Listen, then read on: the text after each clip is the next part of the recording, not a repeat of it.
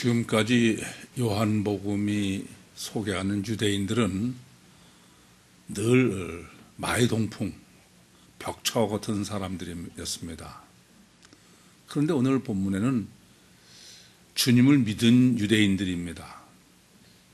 본문이 그러므로로 시작되지만 이렇게 주님을 믿은 유대인들은 30절에 보시는 대로 이 말씀을 하심에 많은 사람이 믿더라. 바로 이 사람들입니다. 그러니까 예수님이 어떤 행하신 표적을 보고 믿은 것도 아니고 딱 하나예요. 말씀을 믿었다. 그야말로 오직 예수, 오직 성경, 오직 예수, 오직 믿음, 그런 아주 모범적인 그런 사람이다. 그렇게 보시면 되겠습니다. 이 사람들을 지금 주님이 따로 불러내서 말씀하시는 의미예요. 이 사람들은 25절에서 30절에 기록한 것처럼 진실한 사람들이죠. 순수한 사람들입니다. 주님의 말씀하신 말씀을 그대로 믿는 사람들이. 주님 표현대로는 들을 귀 있는 자들입니다. 사실 이 교회, 에클레시아 교회란 이와 같은 사람들만 불러 모은 곳입니다. 지금 의미적으로는 지금 31절에 기록되어 있는 사람들은 교회에 나온 사람들이, 교회가 이런 가시적 교회가 있고 우리가 영적인 교회가 있지 않습니까? 이 사람들은 주님의 교회의 교인들이다. 그렇게 보시면 되겠습니다. 그런데 이렇게 진실한 마음을 가지고 있고 또 예수님이 말씀하신 것을 말씀을 그대로 어린아이처럼 다 믿는 사람들입니다. 그런데 이것만 가지고는 주님의 제자가 충분한 게 아니에요. 주님의 제자가 되기에 필요한 조건이지, 충분 조건은 오늘 31절부터 36절에 정립해 주시는 제자라야 됩니다. 그것을 본문에서는 참 제자다. 그러니까 우선 두 제자가 있는 거예요. 하나는 참 제자가 되기 위한 필요 조건. 그러니까 우리가 진실하고 정직하고 절대로 필요합니다. 그러나 그것만 가지고 주님의 제자가 되거나 구원받는 건 아니에요. 뭐 정직하고 그렇다기만 하면 다 구원받아야 될 게 아니겠습니까? 이 본문은 그것은 필요 조건이고, 그러니까 사실은 제 표현대로 하면은 이 30절의 사람들은 교회에 나온 진실한 사람이지만 날탱이고, 그래서 지금 본문에 기록되어 있는 참제자다. 참제자라는 것은 이제 진짜 제자가 된 거죠. 알레데이아인데 이것은 정말 성경이 주님이 제자로 규정하는 사람이다라는 의미가 있고, 또 하나는 참은 알레데이아니까 진리다, 그런 개념을 같이 내포하고 있습니다. 그러니까 주님에 의해서 성육신하신 신인 메시아에 의해서 구원을 받은 사람이 참제자예요. 그런 거지, 성경에서 예수님의 제자다 그런 거는 예수님의 공생애 동안에 어떻게 사셨는지 그 모습을 우리가 보고 배우고 훈련하자, 그게 성경이 말하는 제자는 아닙니다. 어쨌거나 지금은 본문은 주님의 참제자, 알레데이아, 진짜 제자가 어떻게 하면 되겠느냐, 그것이 이제 본문의 실제 내용입니다. 그런데 아주 간단해요. 주님께서 내 말에 거하면, 주님 말씀만 믿고 주님을 쫓는 사람들인데 그것만 가지고는 안 된다. 속 사람을 믿는 것만 가지고는 안 된다. 내 말에 거해야 된다. 아니, 주님 말씀이 어떻게 거해요? 거한다는 게 뭐예요? 여러분들 지금 주님이 참 제자의 길은 딱 하나밖에 없는 거야. 내 말에 거해야 된다 이게요. 매너 어떻게 하는 게 거하는 걸까요?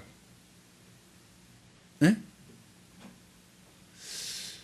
그러니까 예수님이 내 말을 믿으라든지 또는 내 말대로 행하라고 그러지 않고 내 말에 거하라는 거예요. 오늘은 이 앞으로도 이제 주님 말씀에 거하는 것은 요한복음뿐이 아니라 성경 전체에서 우리가 신학적으로 정립해야 될 굉장히 어떤 면에서 가장 중요한 요소 중에 하나인데 우선 이전부터 명확하게 정립하라고 요구하고 있는 게 본문입니다. 그래서 35절에도 보시면은 종은 영원히 집에 거하지 못하되 여전히 거하는 거예요. 매너예요. 아들은 거한다. 이 거한다는 말은 제가 성경 봉독을 할 때도 지금도 살아계셔서 우리 심령 안에 실제로 거하신다. 그렇게 말씀드릴 때 거가 바로 본문에 의한 매너입니다. 가장 직접적으로 해석하면은 내 말에 거하라는 말씀은 말씀이 집이에요. 주님의 말씀이라는 그 집 안에서 살아라 그런 얘기입니다. 가장 직접적으로는. 그러니까 영원한 집에 거한다 또는 거하지 못한다 그러는 게 영원한 집 속에서 사느냐 못 사느냐 얘기 아닙니까? 그것처럼 있는 대로 우선 그냥 그대로 해석하면은 주님의 말씀이라는 집, 말씀으로 지은 집이에요. 집 자체가 말씀이다 이거죠. 그 안에서 살아라 그런 말씀이 되는 것입니다. 그럼 도대체 어떻게 하는 게 주님 말씀 안에서 사는 것이냐? 해석을 하거나 주석을 보면은 이것이 아주 명확하진 않아요. 뭐 그냥 말씀 안에 거하나 또는 이런 말이 말씀을 뭐 믿는다든지 뭐 그런 정도로 자꾸 해석한 것을 볼 수가 있습니다. 우선 주님 말씀에 거하려면 제일 첫 번째는 말씀, 성경, 로고스가 진리라는 게 믿어져야 돼요. 지금 알레데아, 참 제자다라는 것을 알레데아를 쓰신 이유도 바로 32절에 진리를 알지니 진리가 너를 자유케 하리라 해서 반복해서 기록한 것처럼 첫 번째 주님 말씀 안에 거하려면은 성경 말씀이 진리로 믿어져야 된다 그런 말씀입니다. 성경 말씀이 진리라는 말은 무슨 말씀입니까? 그야말로 축자영감설이죠. 성경은 한 말씀 한 말씀이 다 전혀 오류가 없는 무오성 완전한 하나님의 말씀이요. 또 그 말씀 자체가 하나님 자신의 권위를 가지고 있다. 저는 그것을 흔히 하나님의 말씀이면서 동시에 인간의 말이다. 그렇게 말씀을 드리는데 그것을 있는 그대로 써있는 그대로 믿는 것이 전제되어야 되는 거예요. 그래야 우선 말씀이라는 집에 들었을 수 있는 사람인 것입니다. 우리는 다 뭐 성경을 진리의 말씀이요 하나님의 말씀이다 그렇게 알고 믿고 실제로 그렇다고 생각을 해요. 그런데 제가 보면은 그것은 말뿐이고 실제로는 성경을 부동불변의 진리의 말씀으로 믿는 사람은 별로 보지 못했습니다. 예컨대 성경을 정말 말씀 진리이고 하나님의 말씀으로 믿으면 창세기 1장 1절에 태초에 하나님이 하늘과 땅을 창조하셨다. 그대로 하늘과 지구를 창조하셨다. 그렇게 봐야 하나님의 말씀이요 진리로 보는 사람이죠. 그런데 어딜 봐도 창세기 1장 1절을 하늘과 땅을 창조한 것으로 그렇게 해석하는 게 없어요. 그 사람들은 하나님의 말씀을 믿는 게 아니죠. 진리를 믿는 게 아닙니다. 그런 사람은 하나님의 말씀이라는 집에 아예 첫 발도 들여놓지 못하는 거예요. 또 창세기 32장 24절 25절에 어떤 사람이 야곱과 씨름하다가 그 사람이 야곱을 이기지 못한다. 어떤 사람은 그 다음에 보시면 하나님인데 하나님이 야곱을 이기지 못한다. 성경에 그렇게 써 있는데, 아니 전능하신 하나님이 야곱을 이기지 못하는 게 말이 되느냐? 그러니까 이길 수 있는데 져줬다. 그럼 그 사람은 성경을 진리로 보는 사람이 아니에요. 그 사람은 하나님의 말씀이라는 그 집에 아예 발도 들여놓지 못하는 사람이다. 그런 점을 먼저 명확하게 아셔야 되겠습니다.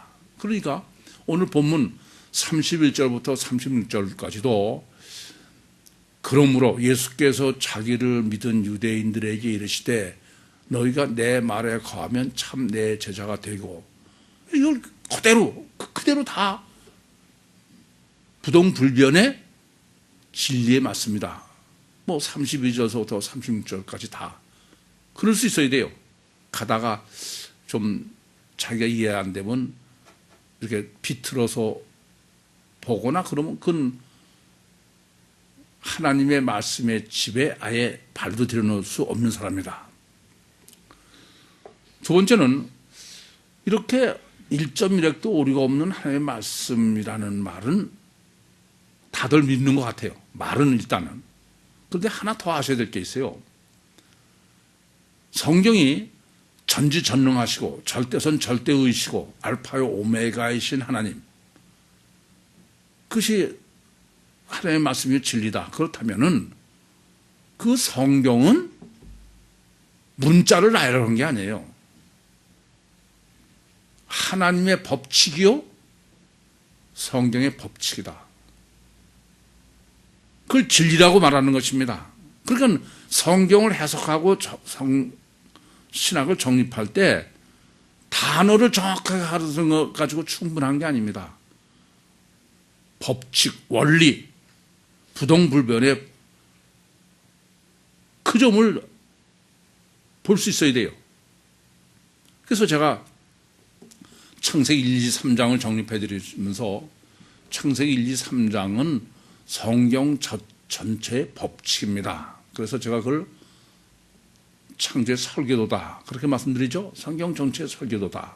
또 복음서 신학이 절대인 점은 복음서는 적용이 아니라 원리다 그렇게 말씀드립니다. 그러니까 하나님의 말씀으로 알고 믿는다는 것은 하나님의 성경적인 원리와 법칙을 정립하지 못하면은 그것은 하나님의 말씀을 보는 게 아닙니다. 이 점을 정말 바로 아셔야 돼요. 그걸 신학이라고 그러는 거예요. 예를 들면 본문도 마찬가지입니다. 31절도 법칙이에요. 뭐가 법칙입니까? 주님의 참제자가 되려면은 주님의 말씀에 거해야 돼요. 그게 법칙이야. 그렇지 않은 방법이 없다. 그게 법칙이죠. 자유하려면 진리를 알아야 된다. 그 법칙이에요. 32절도. 33절도 아니 우리가 아브라함의 자손인데 남의 종이 된 적이 없다. 그것도 법칙이에요. 그걸 법칙으로 해석하지 않고 뭐 유대인들이 어쩌고 저쩌고 그래서는 안 됩니다. 예수님께서 죄를 범하는 자마다 죄의 종이다. 그것도 법칙이에요. 죄를 범하면 죄의 종이라는 게 다 법칙이야.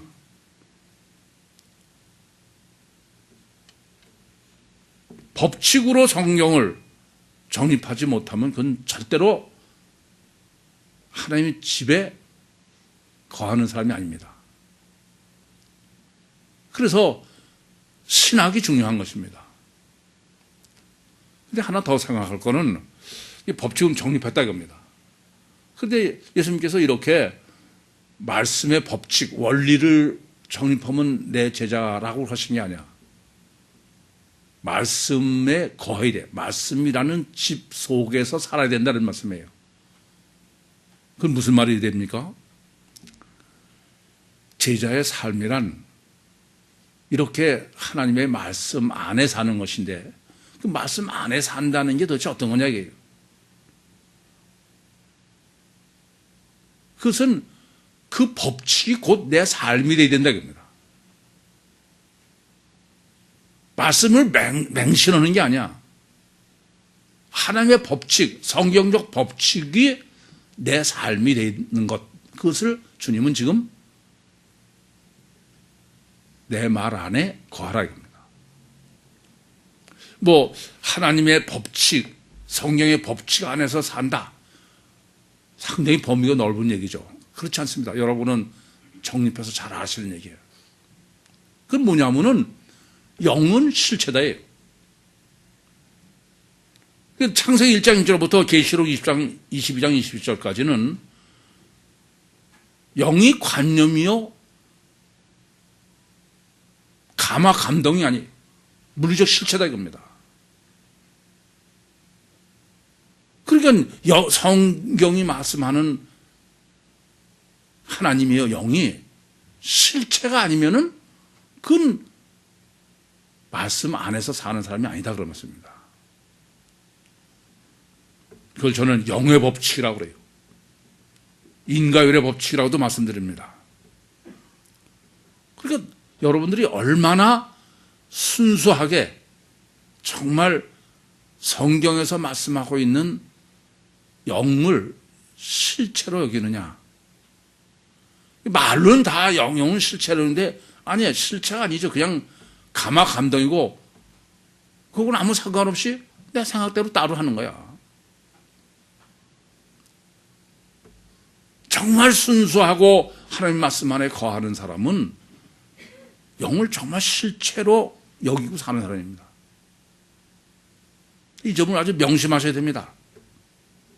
대부분은 다 뭐 저만 영의 실체라는 건 뭐 저는 책 제목도 영은 실체다라고 세미나 책을 썼습니다만은 아예 영은 실체로 여기지도 않아요. 실체로 여기지 않는다는 말은 단어는 영을 쓰는데 그것은 나하고 실제로는 아무 상관이 없는 거예요. 영이 실체인 것이 구유복음입니다. 영이 실체인 것이 내생명운동이에요. 영이 실체인 것이 놀이학교예요. 영이 실체가 아니면은 자폐도 치료할 수 없어요. 영이 실체임을 믿기 때문에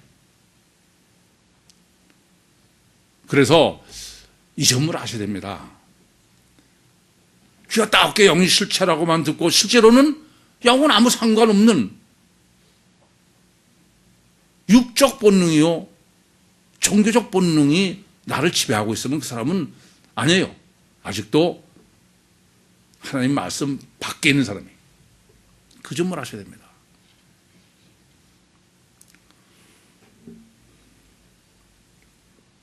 그러면서 주님은 진리를 알라 해요. 진리를 알라는 말은 진리를 안다는 게 모른다는 거예요. 진리를 모른다는 게 이 세상은 진리를 전혀 모른다는 점부터 아셔야 돼요. 그래야 진리를 알 수 있는 길이 있습니다. 우리 마치 이 세상에도 진리가 있는 것처럼 뭐 진리라는 단어를 쓰면 그게 진리인 것처럼 그렇게 착각하기 쉬워요. 명확히 아셔야 될 것은 이 세상은 부동불변의 진리는 없어요. 아예 존재하지도 않습니다. 이 세상은 전부 진화하는 거예요. 자꾸 좋게 말하면 발전이지만 진리가 없는 것입니다. 그래서 예수님께서 빌라도에게 내가 진리를 증거하러 왔다 그랬더니 빌라도가 진리가 뭐냐? 진리가 어디 있냐 이게 세상에. 이 세상에 진리가 어디 있어요? 여러 사람이 동의하면 진리입니까? 많은 사람이 쫓으면 진리입니까? 그래서 저는 설교를 할 때도 뭐 다른 사람 뭐 가사 논문을 쓴다거나 다른 사람들은 누가 이렇게 썼다 주장했다입니다. 그거를 인용하면은 그냥 그러면 그거는 다 사실로 받아들이고 진리로 인정해. 여러분 아시다시피 저는 거의 그런 거 쓰지도 아예 인용도 안 하고 예화도 들지 않습니다. 거의. 진리는 성경밖에 없어요. 하나님밖에 없습니다. 성경이가 이렇다. 성경이 근거가 가장 확실한 증거지. 우리는 그래봐야 소용없어요. 누구 얘기인데? 그 얘기는 늘 바꾸고 진화하게 마련인데. 육체 우선이고 가식 결과만이 기준인 아담 후손이 지배하는 이 세상은 무슨 늘 그냥 조석변이야. 늘 바뀌고 그러는 거지. 어저께까지 진리라고 다 쫓던 게 그 다음날이면 딴 얘기가 돼버리잖아요. 그 중에 여러분이 우리 직접적으로 가장 제가 우려되는 바가 의학이 진리인 줄 착각하셔. 그것은 제가 기독교를 고발한 데도 썼지만은 의학은 가적 결과 기준으로 임상 결과 기준에 50%만 확률이 넘으면 그것은 완전한 치료로 인정하는 게 의학이에요. 통계 지그시 무슨 과학이에요. 그런데 성경을 진리로 이렇게 하시죠. 그럼 말 안 들어. 근데 어느 무슨 의사가 그랬다 그러면 심각한 얘기예요. 괜찮은 게 아닙니다. 자, 여러분들을 신앙을 지도하고 뭐 건강도 지도하면서 아주 속이 터져요. 그건 절대 진리 아니에요. 의학이 무슨 언제는 이게 절대로 그러다 그러고 조금 전에는 다 달라지는 거예요. 그전에도 그 손주 때문에 의사하고 얘기가 됐는데 이 의사가 제가 보니까 정말 한심한 사람이더라고. 왜 꽤 그 병원에서 권위가 있나 봐. 자기는 과학이고 제가 미신인 것처럼 얘기를 해요. 그래서 그냥 가만히 있었습니다만은 참 한심한 사람이다. 과학이 아니 사람이 정립한 과학이 진리입니까? 과학도 늘 진화해요. 그러니까 과학이 가장 진리라고 가르치는 게 조금 있으면 달라지는 겁니다. 부동불변의 진리는 성경밖에 없어요. 여러분이 이것에 대한 확실한 믿음이 없으면 그건 주님의 하나님의 말씀에 거하는 그 집에 아예 들어가지 못해.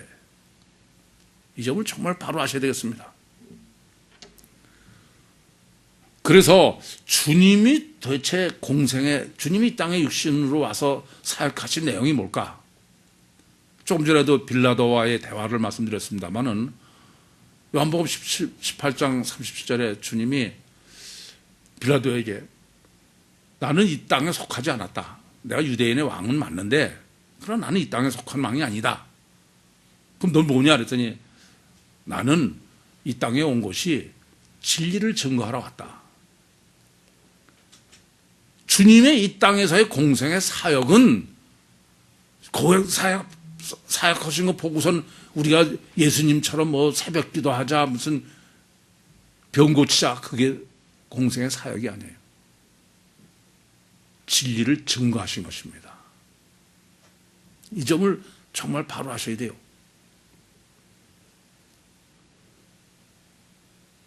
그래서 복음서가 절대라고 말씀드린 거예요. 복음서에서 원리를 정립하지 못하면 원리의 진리를 정립하지 못하면 그건 절대로 예수 믿는 예수 제자 참 제자가 될 수 없는 것입니다. 그런데 주님이 지금 진리를 알라고 말씀하신 게 기노스코입니다. 이 기노스코라는 건 계속 말씀드리지만은 안다는 의미가 기노스코라는 단어를 쓴 것은 마태복음 1장 25절에 기록한 것처럼 남녀 관계를 갖다 기노스코라고 그랬어. 진리를 완벽하게 알아야 되는 거예요. 그게 뭐예요? 말씀 안에 거하는 것입니다. 그러니까 진리인 말씀을 진리로 믿고 그 진리의 말씀은 말씀만이 아니라 법칙을 진리로 믿고 그리고 그 법칙이 나를 지배하는 내가 그 법칙으로 사는 그것을 위해서 주님이 이 땅에 오셔서 진리를 증거하시는 것이다 그런 말씀입니다. 그러시면서 진리를 알지니 진리를 알아야 그 진리가 너를 자유하게 한다 입니다. 그러니까 진리를 이렇게 하나님 말씀 안에 거하는 정도의 진리를 내가 기노스코 알지 못하면은 그러면 너는 자유하지 않다 이런 겁니다. 진리가 너를 자유케 한다니까. 그러니까 얼마나 하나님의 법칙을 실제로 이해하고 있느냐. 제가 이 점을 자유론을 영성세미나의 기도론에서 제가 잘 정립해 드렸다고 생각해요. 초등학생은 엄마가 공부하려면 그냥 맹종하는 거죠. 의미도 모르고. 근데 대학생이 되면은 공부하는 의미를 안다 그랬어요. 원리와 법칙을 안다, 모든 거를. 그래서 필요하다고 생각하면 일주일 밤을 샐 수도 있고 한 달 배낭여행을 떠날 수도 있다, 그렇게 말씀드렸습니다. 그렇습니다. 진리를 아는 만큼 자유한 거예요. 의미를 아는 만큼 자유한 거예요. 법칙을 아는 만큼 자유한 것입니다. 그래서 자유가 절대임을 늘 강조하는 게 구육교회인데, 여러분들이 저한테 자유에 대해서 질문할 때 들어보면은 이 사람은 자유를 너무 몰라. 자유와 방종도 구별을 못하는 것 같아요. 또 말씀드리지만은 성경이 진리요, 말씀이 진리요, 그 법칙이 진리라는 사실부터 명확히 아셔야 정말 자유할 수 있습니다. 자유라는 개념은 본문에서 말하는 건 특별히 그렇습니다. 다른 사람 눈치에 끌려다니지 않는다는 의미예요. 우리는 진리가 나를 지배하는 게 아니에요. 많은 사람이 동조한다 그러면 그게 나를 지배해. 그 사람은 자유가 없는 거예요. 그러니까 무슨 그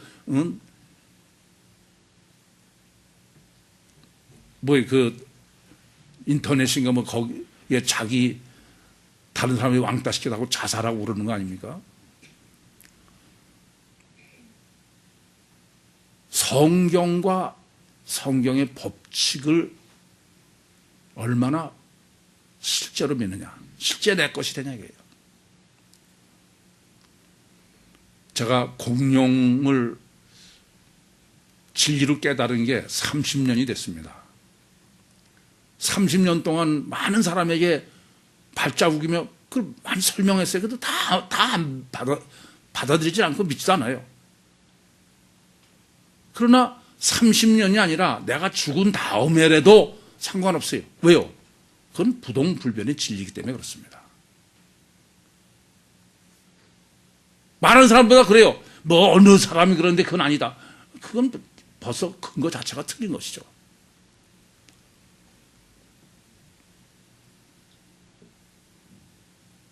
제가 진리의 복음을 저는 전한다고 확신합니다. 그런데 어느 사람 말 맞다나 만약에 당신이 전하는 게 그렇게 정말 성경적이요 진리라고 그러면 왜 교회가 부흥하지 않느냐? 그거에 휘둘리면 그건 아닌 거예요. 저는 이 복음을 깨달아서 지금까지 한 번도 흔들리지 않은 게 있어요. 비록 지금 아무도 동의하지 않아도 틀림없이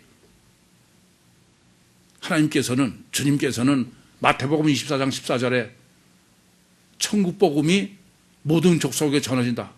그건 내가 죽은 후라도 그건 반드시 된다 이거예요. 그래야 자유할 수 있어요. 그렇지 않으면은 무슨 방법론을 끄집어다가 목회를 하거나 그런 짓을 하게 되는 것입니다. 내정명운동 아무런 동의 안 해도 상관없어요. 진리이기 때문에, 법칙이기 때문에. 그러니까 신단 놀이학교를 시작할 때도 검증된 사실이 아니냐 상관없어요. 진리이기 때문에. 자폐를 다루는 것도 다 마찬가지입니다. 진리는 객관적으로 존재하는 것이지 사람의 동의를 구하는 게 아닙니다. 객관적으로 존재하는 진리가 지배할 때 정말 자유할 수 있는 것이지, 그때 따라서 변하는 것에 내 마음이 빼앗기면은 그 사람은 자유할 수 없는 거예요. 그렇기 때문에 자유는 정신적 자유가 있고 육체적 자유가 있죠. 대체로는 육체적 자유만 그렇게 중요하게 여기는 게 일반적이던데, 말은 다 정신적 자유가 중요하다고 그래요. 근데 실제는 아니더라고요.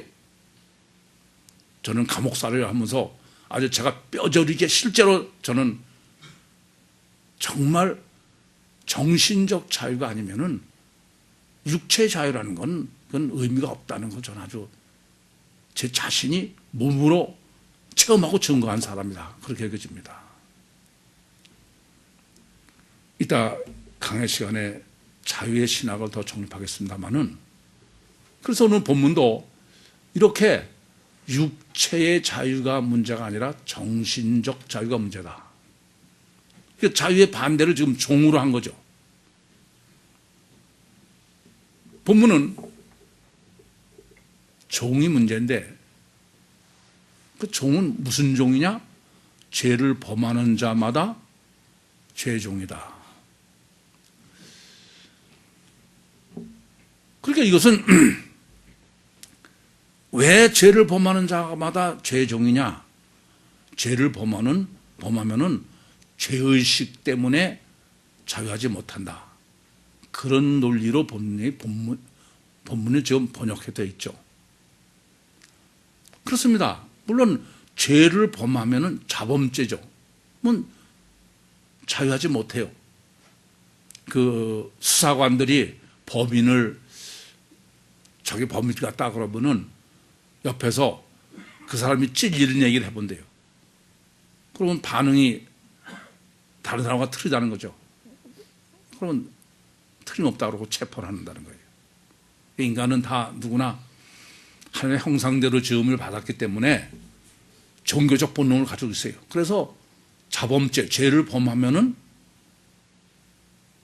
죄에 늘 종으로 있는 거예요. 노예로 있는 거예요. 자유가 없는 거다. 마음에. 그걸 범죄 수사에 적용한 것이죠. 근데 본문도 그렇게 보고 번역을 한 데 문제가 있습니다. 34절을 보시면은 우선은 그 본문은 31절부터 36절 사이에 가장 강조하고 계신 게 지금 34절이에요. 왜냐하면 아멘 아멘 했어요. 아시는 대로 아멘 아멘은 주님이 강조하신 아주 최고의 강조법이죠. 이게 아멘 아멘을 강조하셨는데 자유나 진리에다가 적용하시지 않고 죄를 아멘 아멘 하면서 죄를 범하는 자마다 말씀하신 것입니다. 그러니까 늘 말씀드린 대로 긍정적으로 의의를 쪽이 아니라 죄를 범한 부정적인 강조하신 거예요. 그런데 이렇게 죄의식 때문에 자유를 얻었다는 말이 전혀 아닙니다. 본문은. 왜냐하면 첫째, 본문은 지금 죄를 하마르티아가 2번 기록되어 있는데 이건 2번 다 단수예요. 복수가 아니고. 자범죄는 단수일 수가 없죠. 그래서 우선 본문은 원죄지 자범죄가 아니다. 그러니까 원죄는 그래서 자범죄는 자기가 죄를 범하면은 죄의식 때문에 자유를 잃죠. 그러나 이것이 자범죄가 아니면은 그럼 자기가 죄의식 자체가 없는 것인데 무슨 죄의식 때문에 죄종이 된다는 얘기겠습니까? 그건 전혀 그런 얘기 아니다 그런 말씀이에요. 우선 본문을 바로 해석하시는 데는 첫째 지금 34절에 하마르티아는 2번 다 단수다. 복수가 아니다. 원죄지 자범죄가 아니다. 그러고 보시면 본문의 번역이 또 문제가 되는 것입니다. 죄를 범하는 자마다 죄종이다. 그렇게 지금 기록하고 있는데 죄를 범한다고 하려면은 죄를 저질렀다. 죄를 지었다라고 그러면은 그것은 하마르티아의 동사형을 써야 됩니다. 그럼 그건 죄를 범한 거예요. 그런데 본문은 하마르티아의 동사형을 쓴 게 아니라 포예요. 그러니까 죄를 늘 행한다는 거예요. 그러니까 지금 본문이 말씀하는 거는 죄를 행한다. 다시 말씀드리면 자기가 행하고 있는 게 그냥 죄다 그런 얘기죠. 그래서 죄를 범한다고 번역된 건 그건 전혀 잘못 번역된 겁니다. 그리고 범하는 자마다 이렇게 되는데 그건 파스인데 아니 이건 범한 사람에 국한된 게 아니라 모든 사람이에요. 올. 모든 사람은 접으로 번역하라면 죄로 살고 있다. 왜냐하면 죄의 종이니까. 이해되십니까? 그런 얘기지 자범죄를 지어서 양심의 가책을 받아서 그래서 죄의 종이 된 것이다. 죄의식 때문에. 그런 얘기가 전혀 아니다. 그런 말씀이에요. 다르게 말씀드리면은 모든 사람은 정상적으로 행하고 있는 삶 자체가 뭐다? 그게 죄다라는 얘기예요. 그게 원죄다라는 말씀입니다. 그러면 이제 종이라는 말 자체가 전혀 다른 말이 돼요. 좀 전에도 말씀드렸지만 본인이 죄를 범한 것에 대해서 자각을 하고 있으면은 나는 의미면은 죄의식 때문에 죄의 종이 된다는 의미가 되지만은 방금 말씀드린 것처럼 원죄면 자기는 전혀 죄 자체를 의식하지 못하는 거예요. 따라서 지금 본문에서 말하는 죄는 로마서 7장 15절에서부터 24절에 정립해 드린 대로 그건 마귀예요. 원죄는 곧 마귀 아닙니까?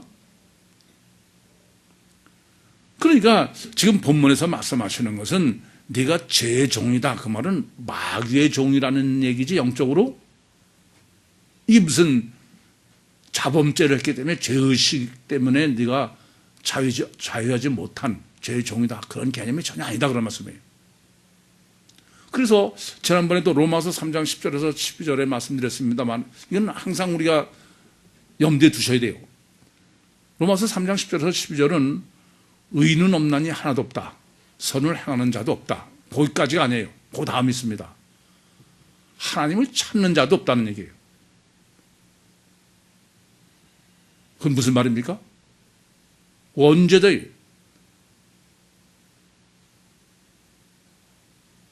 하나님이 따먹지 말라는 선악과를 따먹다는 것이 말씀하려고 하는 것은 하나님이 사람을 설계하실 때는 하나님이 들어와 계신 임마누엘한 상태인데 하나님은 떠나고 이제 마귀가 들어와 있어 마귀의 지배를 받고 있는 거예요. 그러니까 그 사람은 하나님을 찾을 수가 없는 사람이죠. 원죄를 성경이 말씀하는 것은 원죄를 말하려는 거지 자범죄가 아니라는 점을 잊지 마세요. 따라서 본문은 지금 죄의 종이라는 것은 마귀의 종이기 때문에 초월적 마귀의 지배를 받고 그래서 너희가 삶이라는 건 곧 그냥 마귀의 삶이다. 죄 자체다. 그런 것이지 내가 무슨 자범죄를 지어서 죄의식 때문에 자유를 상실한 존재다라는 얘기가 전혀 아니다. 그런 말씀입니다. 따라서 이제 구원론이 전혀 달라지는 거예요. 그러니까 34절에 이렇게 죄론을 정립하신 다음에 35절이 구원론이죠. 35절은 아들은 종은 집에 거하지 못하되 영원한 집에 거하지 못하되 아들은 거한다. 그렇게 지금 말씀하고 있는데 우선 율신의 본문은 지금 당연히 율신 구원론이고 신인 메시아의 구원론인데 율신 구원론은 항상 드린 말씀대로 율신이 직접 강림하셔서 직접 인간과 함께 하시고 그리고 직접 인간을 구원하시는 것인데 이렇게 율신이 이 땅에 강림하셔서 인간을 구원하시는 실제가 뭐예요?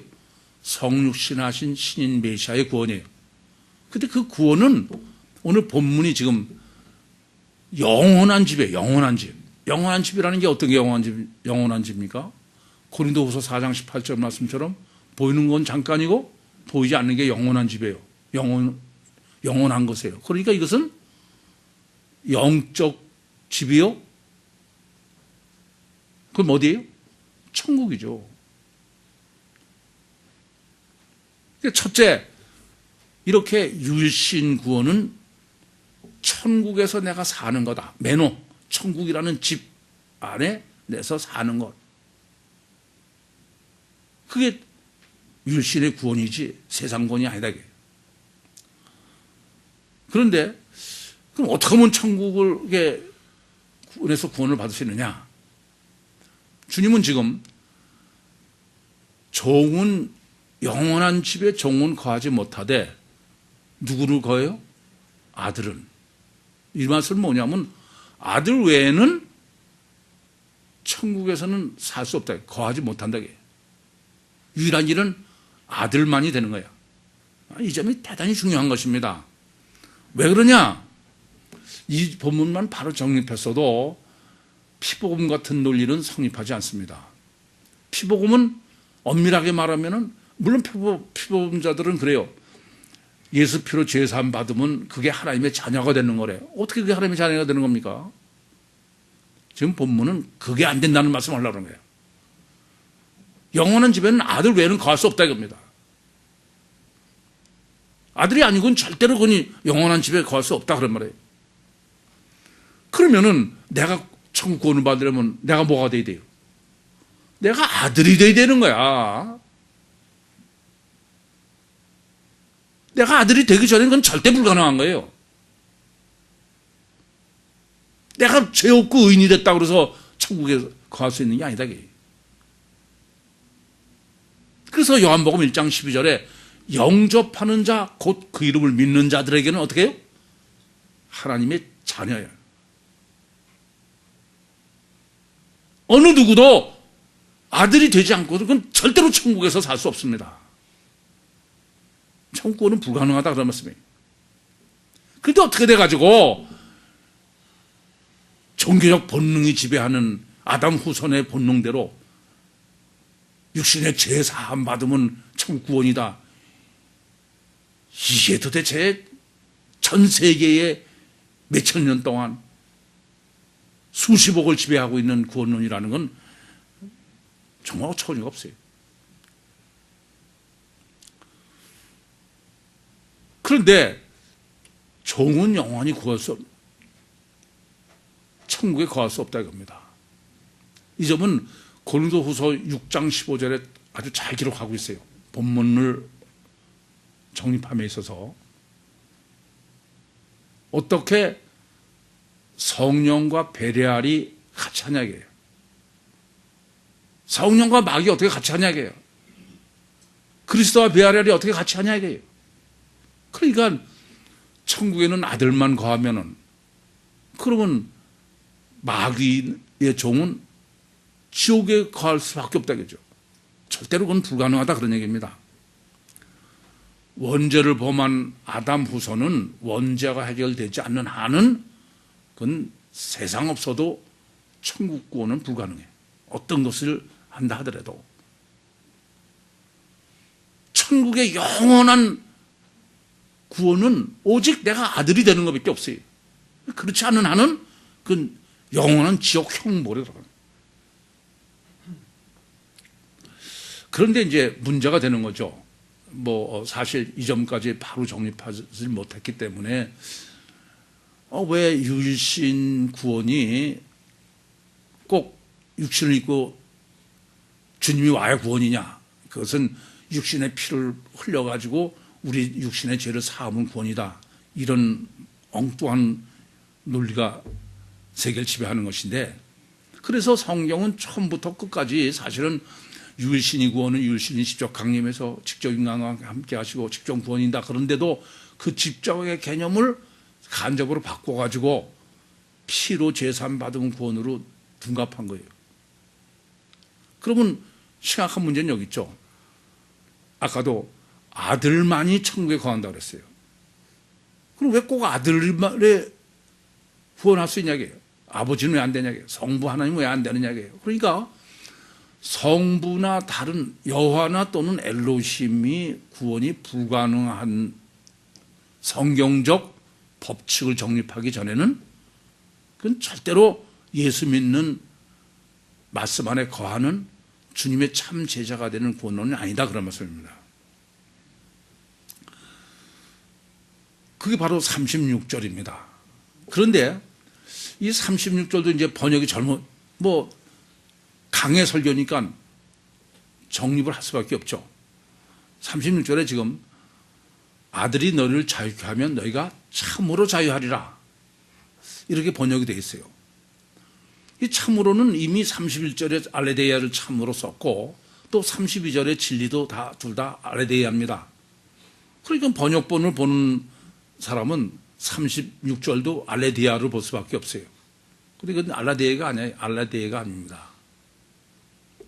이것을 이렇게 참으로 번역한 것은 피복음적이에요.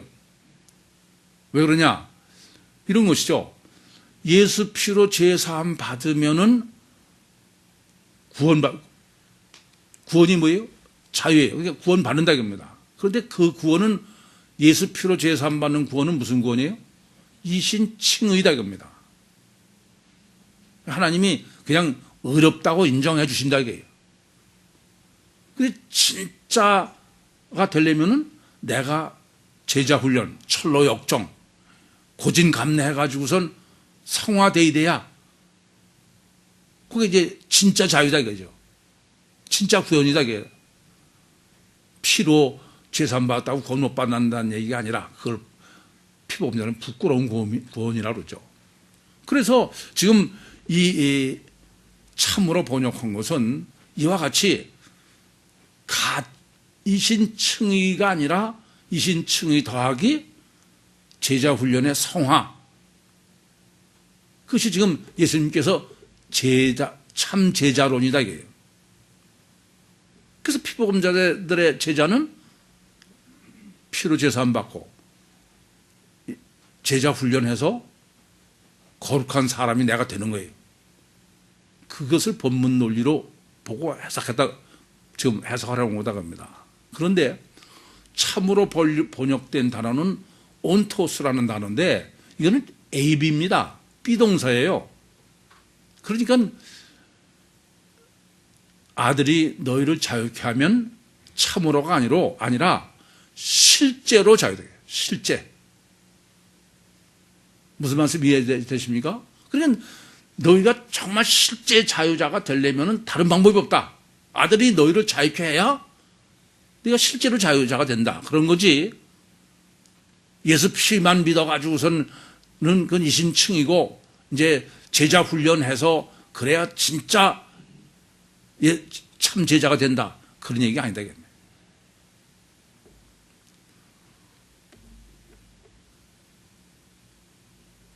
실제로 자유가 되려면은 그건 아들이 자유케 하는 수밖에 없다. 그 다음엔 전혀 없다 그런 말씀입니다. 두 번째는 지금 아들이에요. 그러니까 절대로 아들이 자유케 해야지 아버지가 자유케 해서는 안 된다는 겁니다. 예레미야서 31장 34절에 보시면은 내가 너의 죄를 사하고 다시는 기억하지 않겠다는 거예요. 그러니까 자범죄의 문제라고 그런다면은 그러면은 하나님이 그냥 죄 사하시면 돼. 성부나 엘로힘이나 여호와 다 할 수 있어요. 무슨 말씀인지 아시겠습니까? 그러니까 주님은 지금 아들이 너희를 구원해야 너희를 자유케 해야 되는 거지 아들이 아닌 아버지가 해서는 안 된다 이겁니다. 왜요? 자범죄가 아니기 때문에. 자범죄는 하나님은 그냥 기억 안 하시면 되는 거야. 지금 본문은 그래서 아까도 34절이 원죄론을 정립하기 전에 본문은 올바로 해석할 수 없는 것이다. 그렇게 말씀드렸습니다. 그 원죄론이라 그러면 원죄는 절대로 성부 하나님이 하실 수 있는 게 아니야. 왜요? 원죄는 내 심령 안에 마귀가 들어있는 거예요. 마귀가 나를 지배하고 있는 것입니다. 마태복음 12장 28절과 29절이 이 점을 주님께서 가장 정확하게 정리해 주신 것이라고 얘기해줘요. 내가 성령을 힘입어 귀신을 쫓아내는 것이면 한 나라가 이미 너에게 임했다. 그러신 다음에 사람이 강한 자의 집에 들어가서 그 세간을 늑탈하려면은 강한 자를 결박하지 않고요. 어떻게 그 세간을 늑탈하게 하느냐. 사람은 성령이죠. 강한 자는 마귀죠. 집은 내 심령 속에 마귀가 지금 지배하고 있는데 성령이 들어가서 마귀를 결박하지 않고요. 어떻게 내가 구원받을 수 있겠냐는 거예요. 그러니까 임마누엘 구원이기 때문에 안 되는 거예요. 그래서 여러분들에게 세미나를 정립해드리면서 세족식이며 요한복음 14장 16절 17절을 잘 정립해 드렸습니다. 원죄 구원은 절대로 하나님이 직접 내 심령 안에 들어오시기 전에 그건 절대 해결할 수 없는 거예요. 예수 피로 제사함 받는다는 건 전부 자범죄에 속하는 거지 원죄는 그건 불가능한 겁니다. 원죄는 내 심령 속에 마귀가 들어앉는 건데, 그래서 본문은 아들이 너희를 자유케 하면 무엇에서 자유해? 원죄에서 자유요 마귀로부터 자유이다, 그런 말씀입니다. 그러므로 정말 내가 구원받고 참 자유를 얻고, 그런데 핵심은 진리를 아는 거예요. 진리를 기노스코하는 것입니다. 진리를 정말 아는 게 얼마나 중요하냐? 우리는 뭐 진리를 안다고 생각하고 중요하다고 생각하지만 그게 어느 정도인지 잘 모르는 것 같아요. 우리의 육신의 삶이라는 것은 하나님도 한 번밖에 살아볼 수 없는 귀한 삶을 허락하신 것입니다. 그렇기 때문에 우리는 매 순간이 너무 귀한 거예요. 이것을 너무 여러분들은 바로 자각하지 못하는 것 같아요. 저는 실제로 오죽하면 애를 잠깐 가는 것도, 아니 그 얼마나 귀한 순간인데 그냥 아무렇게나 아무 생각 없이 애를 손을 끌고 가느냐? 그럼 펄펄 뛰는 거야. 그럼 한번 다시 생각해 보세요. 하나님도 한 번밖에 살아볼 수 없으신 귀한 육신의 삶을 우리한테 허락하셨어. 어떻게 살 겁니까? 왜 진리를 아는 게 절대로 중요하냐? 진리를 모르시면 헛수고를 하는 거야, 헛수고. 내 딴에는 정말 진리를 위해서, 참을 위해서 진실하게 그렇게 산다는 게 34절 말씀처럼 그 죄 안에 사는 게 죄를 짓고 있는 거예요. 원죄를. 헛수고로 하는 건데, 헛수고.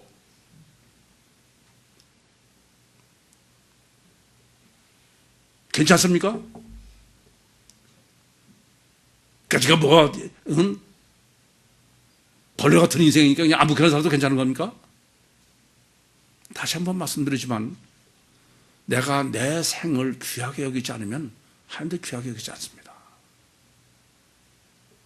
정말 귀하게 여겨야 돼요. 이게 적당히 해서 되는 게 아닙니다. 그래서 고민해야 되는 거예요.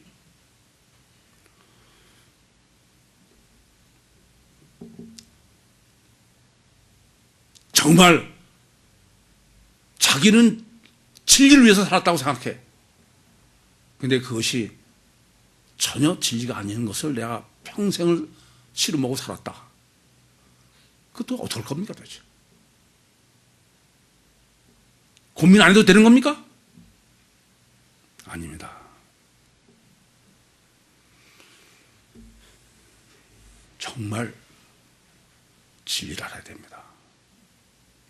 저는 본문 설교를 준비하면서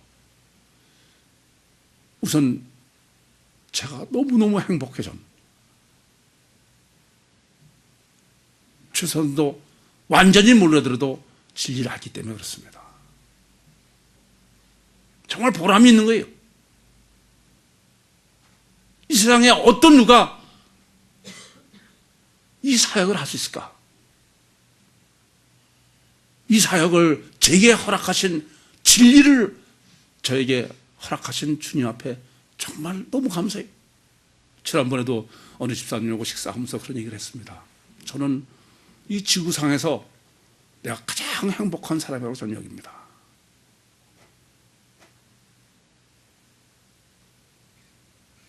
진리를 내가 당장 소유하지 못해.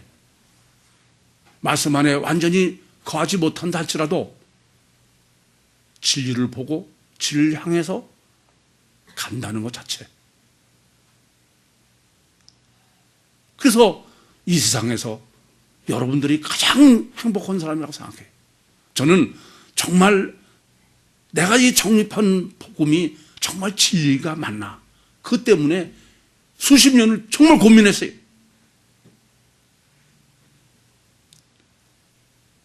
저도 사람 비유 맞춰가면서 교회 부흥시키라고 하면 저도 일가견이 있는 사람이야. 아무도 동의하지 않고 이 복음이 모든 족속에게 내가 살아생전 전해지지 않는다 할지라도 진리이기 때문에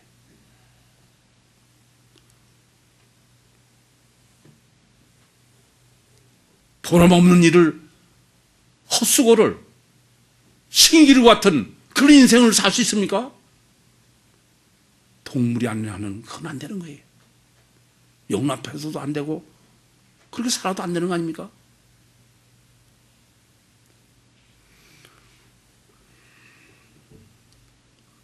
이 세상에 다 뭐 지급이 중요한 것 같다고 현재에 매여서 그러고 있지만 정말 일장춘몽이에요.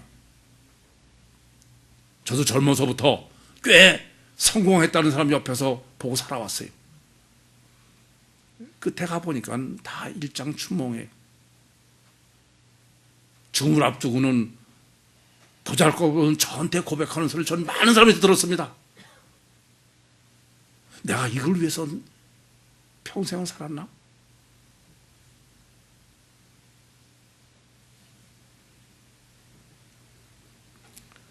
부자와 나사로. 부자는 정말 보람있게 자부심을 갖고 성공적인 삶을 살았다고 확신하는 사람이었을 것입니다. 그러나 그는 불의 심판의 고통도 고통이지만은 내가 평생 산 게 이게 도대체 뭐냐? 그래서 자기 형제들에게 나사를 보내달라고 하소연하는 거 아닙니까? 어떤 인생을 사시겠습니까? 정말 진리를 알아야 됩니다. 정말 하나님 말씀 안에 거해야 됩니다. 그런 사람은 비록 내가 지금 육적으로 영적으로 능력이 없다 할지라도 아니요, 아무도 감당할 수 없는, 세상이 감당할 수 없는 가장 강자로 이 육신을 살 수 있는 것이요, 가장 자신 있게 내 죽음을 영접하고 천국에 갈 수 있는 사람입니다. 진리를 알지니 진리가 너희를 자유케 하리라. 기도하시겠습니다. 살아계신 아버지 하나님, 정말 감사합니다. 이제 더 이상 주저할 수 없는 진리의 길을 저희들에게 제시하셨습니다. 아직도 마귀의 선악위에서 헤어나지 못하고 있는 저희들, 더욱더 긍휼히 여겨주시고 능력으로 함께해 주셔서 진리를 알고 진리로 자유케 되고, 그래서 하나님의 말씀 안에 거하는 하나님의 아들이 되게 하여 주시옵소서. 예수님의 이름으로 기도하옵나이다. 아멘.